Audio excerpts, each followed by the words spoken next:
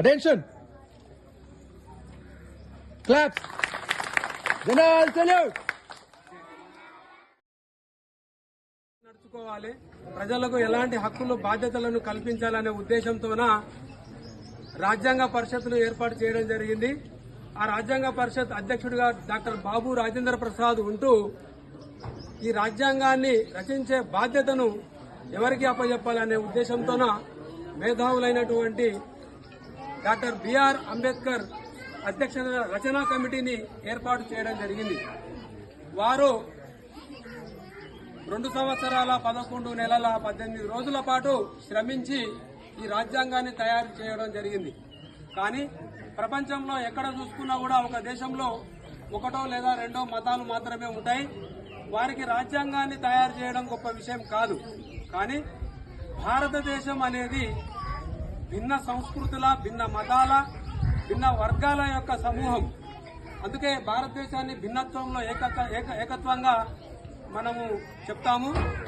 మన ఇలాంటి భిన్నత్వంలో ఏకత్వం ఉన్నటువంటి భారతదేశానికి అటు నిమ్న వర్గాలకు కానీ, బడుగు బలహీన వర్గాలకు మరియు అందరికీ కూడా న్యాయం చేసే విధంగా భారత రాజ్యాంగాన్ని రూపొందించడం అనేది కత్తి మీద సాము లాంటిది.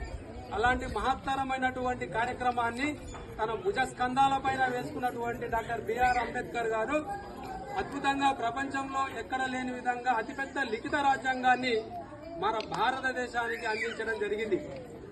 నర్మిల 1949 నవంబర్ 26న మన భారతదేశంలో భారత రాజ్యాంగం అనేది ఆమోదించడం జరిగింది.